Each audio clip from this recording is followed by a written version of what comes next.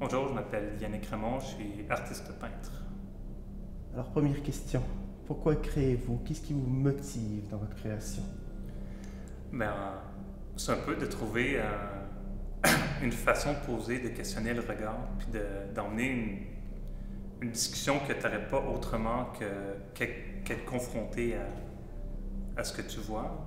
Au niveau de la peinture, concrètement, c'est vraiment d'arriver que le monde ne peut pas s'empêcher de regarder le tableau, mais en même temps, ils n'arrivent jamais vraiment à cerner ce qu'ils voient, puis d'aller au-delà, finalement, au-delà des apparences, puis les premiers degrés de lecture qu'on fait normalement des images qu'on voit. Là. Vous voulez interpeller le spectateur pour qu'il ne comprenne pas nécessairement ce qu'il voit, qu'il se pose des questions? L'interpeller, mais principalement le déstabiliser aussi, qu'il voit souvent, j'utilise des images ou dans mon ancien travail, j'utilisais la schématisation. J'essaie d'utiliser des trucs, des connotations très près de monsieur, madame, tout le monde quand même. Et, comme quoi? Mais avant, c'est des images schématisées. Là, j'ai une autre expo à la Galerie Verticale, que c'est juste la signalisation routière. Ça, ce qui est présenté ici, c'est mon travail qui est plus récent, qui est dans mes préoccupations vraiment plus picturales. Puis mettons, la schématisation, c'est simplifié au niveau d'une structure, mais pour moi, le raisonnement est quand même le même. C'est d'arriver à travers de créer un choc entre ce que l'observateur veut voir et il y a de quoi qui l'empêche de le voir, puis il y a ce dialogue-là entre les deux qui, finalement, le tableau se joue entre les deux, justement. C'est pas dans l'arrière-plan ni le premier plan, mais c'est vraiment dans l'insaisissable qui se situe entre les deux. Dans une tension de deux images. Ouais. Dans le même ordre d'idée, à quoi ça sert là pour vous? Il y a des gens qui vous diraient que ça a une fonction sociale, éduquer les gens, les éveiller à des phénomènes auxquels ils n'auraient pas pensé. Il y a des gens qui vont même vous dire que ça a une fonction politique. Il y a l'idée de l'engagement de l'artiste dans la société. D'autres qui vont vous dire mais non, pas du tout, ça n'a rien à voir.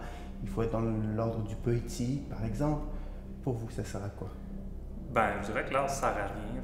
Je pense pas que l'art a été fait pour servir à quelque chose. La fonction de l'art, c'est d'essayer à travers le temps. C'est à travers le temps, on a su tel artiste a emmené telle chose dans son époque. Ceci dit, à mon avis, une œuvre qui n'emmène pas de discussion, je dirais qu'il n'y a pas de raison d'être. C'est que je pense que la grandeur de l'œuvre va aller par rapport à la grandeur de la discussion qui l'entoure. Dites-moi, qu'est-ce que vous aimez le plus dans le milieu de l'art? Je te dirais ce que j'aime le plus, c'est le côté indéfini du milieu de l'art. C'est ce qu'on n'est pas capable de cerner, moi, je viens pas d'un milieu du monde de l'art. J'étais un peu là-dedans par hasard, à travers les hasards de la vie, disons. Mais c'est le côté, quand le monde m'a appris c'était quoi l'art à travers les cours d'histoire de l'art. C'est tout le temps sous forme de questions qui est constamment rejouée, qui est constamment redéfinie. Et je pense que c'est ce côté indéfini-là qui m'a intéressé, qui m'a interpellé, de savoir que dans une société où que tout a une case, tout a quelque chose, une fonction, mais l'art, c'est ce que tu veux que ça soit au final, puis ça a toujours été, puis ça va toujours être comme ça. Quel artiste vous aimez à l'heure actuelle au Canada ou au Québec? Est-ce que vous pourriez au Québec, disons que ma série, juste avant, j'étais habité par deux artistes quand même. J'étais vraiment profondément habité par ces deux travails-là. D'un côté, c'était Pierre Dorion, au niveau du langage, de la structure, puis à mi-chemin entre l'abstraction et la figuration. Puis de l'autre côté, c'est Angèle Verret, qui pour moi parle de la même chose, mais par des chemins différents. Les deux, c'est un peu une espèce de mi-parcours entre la figuration et l'abstraction. Sauf que peut-être Pierre Dorion, il parle de l'abstraction à travers la figuration, à travers des photos très concrètes. Et Angèle Verret, c'est peut-être l'inverse, quoi. Elle parle d'abstraction, mais à travers elle parle de figuration, mais à travers l'abstraction, finalement. Et donc, ça vous inspire encore cette tension-là entre deux niveaux, entre une surface, disons, et une représentation plus figurative. Alors, pour vous, la société québécoise appuie-t-elle assez l'art contemporain? Est-ce que vous vous sentez assez soutenu par votre société? Mais j'entends par là économiquement, bon, bien sûr, mais aussi symboliquement. Est-ce que vous avez la sensation que le fait d'être artiste dans notre société est quelque chose que l'on admire, que l'on respecte, que l'on appuie? Est-ce que vous vous sentez donc appuyé par votre société à ce niveau-là? Ben, pour, mettons, le premier volet de la question au niveau de la société, je pense que quand tu es un artiste au niveau de la relève je pense que peut-être jusqu'à mi-trentaine, quand tu commences ton parcours, il y a beaucoup de subventions, même à la limite, c'est pas des subventions d'art, il y a des projets, je pense aux projets de jeunes volontaires que j'ai utilisés qui sont là pour quand même t'aider à démarrer quelque chose, même si c'est pas encore très défini dans ta tête. Je pense que jusqu'à temps que tu sois comme installé comme artiste, il y a vraiment beaucoup qui est mis en disposition pour ça.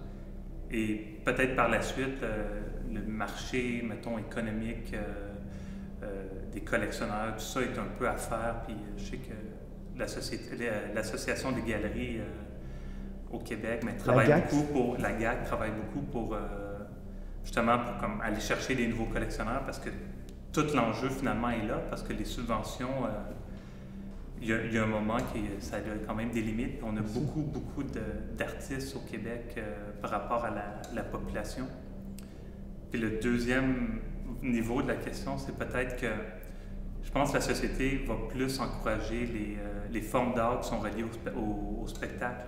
Puis que quand tu n'es pas dans le spectaculaire, quand tu es dans plus la réflexion, puis tu veux pas vraiment te définir par un côté de célébrité ou de ce côté-là de société du spectacle, mais je pense que non, il n'y a pas assez d'éléments qui promouvoient l'art pour le monter de niveau. Puis juste la seule image de ça, c'est aussitôt qu'on sort du Québec. Autant on a des bons artistes ici, autant que la visibilité à l'étranger n'est pas à la hauteur de ce qui se fait ici, je pense. Voulez-vous partir? Voudriez-vous partir pour New York, Londres, Toronto même, où le marché semble évidemment plus florissant? Je pense que le niveau de création, le marché, pas le marché, mais le milieu de l'art à Montréal est ultra stimulant pour un artiste. Comme je disais, il y a beaucoup d'artistes qui se côtoient, puis il y a beaucoup d'artistes dans peu d'espace. Et ça, c'est vraiment stimulant pour la création.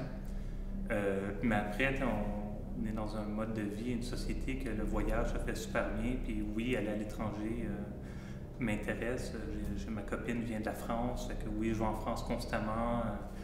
Fait que oui, je suis extrêmement ouvert à aller à l'étranger, mais disons que le milieu de l'art à Montréal m'intéresse beaucoup. Et parallèlement à ça, je trouve ça tout le temps décevant quand je vais à l'étranger de tout le temps être obligé de dire ben, au Québec, il se fait des trucs vraiment bien, puis de voir qu'il y aurait un moyen de vraiment mettre plus ça comme une fierté du Québec. Et c'est tout le temps mis un peu du bout des doigts. Le seul moment que le monde entend parler de l'art dans l'histoire générale, c'est au niveau du refus global avec les automatismes. Puis à part de ça, le monde n'entend même pas parler que l'art a des conséquences concrètes sur l'évolution de la société. Donc ça, je trouve ça très dommage parce que tu demandes à n'importe qui de parler d'art. Si tu nommes un ou deux artistes, c'est quand même assez bon. Et si tu enlèves Rio Pell, peut-être, ça va être dur à trouver quand même. Pour croire que vous êtes un peintre abstrait. À jeter un coup d'œil sur votre travail rapidement. Est-ce que vous vous considérez comme un peintre abstrait? Non, je pense pas. Là, ceci dit, oui, mes tableaux, c'est ce que je présente ici, c'est les tableaux les plus abstraits que j'ai faits. Mais comme ma préoccupation, moi, c'est très concret au niveau de l'image. Puis mes tableaux, je les vois figuratifs parce que je parle de structures visuelles qui sont à travers toutes les images qu'on côtoie, des trames, des chartes de couleurs qu'on voit constamment. Donc pour moi, c'est un rapport très concret, mais c'est des éléments sélectionnés à travers des images qu'on côtoie. J'utilise des détails figuratifs qui deviennent finalement des peintures abstraites. Mais on ne peut pas reconnaître dans vos images-là, on ne peut pas reconnaître de figuration d'éléments qui viendraient d'une autre image. Ce qu'on reconnaît, c'est la structure des images, comme vous le dites. La pixelisation, par exemple, on pourrait reconnaître des trames, l'idée de la trame aussi, mais vous ne voulez pas qu'on puisse reconnaître une image. Est-ce qu'il y a eu une image figurative qui a servi, que vous avez décomposée, Oui, non? OK. Mais en fait, dans mon travail, il y a toujours eu un côté figuratif très concret. Et disons que là, c'est la série d'œuvres que j'ai fait qui m'en suis le plus échappé, disons. Puis ça va revenir, c'est vraiment comme la question entre la figuration et l'abstraction. Tantôt, quand je nommais Angèle Verret et Pierre Dorion, c'est que pour moi, c'est d'arriver avec une espèce de balancement entre les deux. Et pour peut-être renommer un exemple d'un autre artiste qui, pour moi, est quand même un des peintres qui a réussi à bien fusionner l'impact de la figuration et l'impact de l'abstraction, c'est Francis Bacon, que autant ses compositions qu'autant ses sujets sont venus à s'habiter ensemble et de créer de quoi en peinture qui n'était pas vraiment vu avant lui, à mon avis. Donc, je suis vraiment quand même loin au niveau des propos de lui, mais cette idée d'utiliser la tension ou ce que la figuration a de puissance, on dirait plus que je m'en détache, plus que le questionnement de la figuration vient m'habiter. Bon, après, les formes que ça va prendre, je ne sais pas encore, ça va être à voir.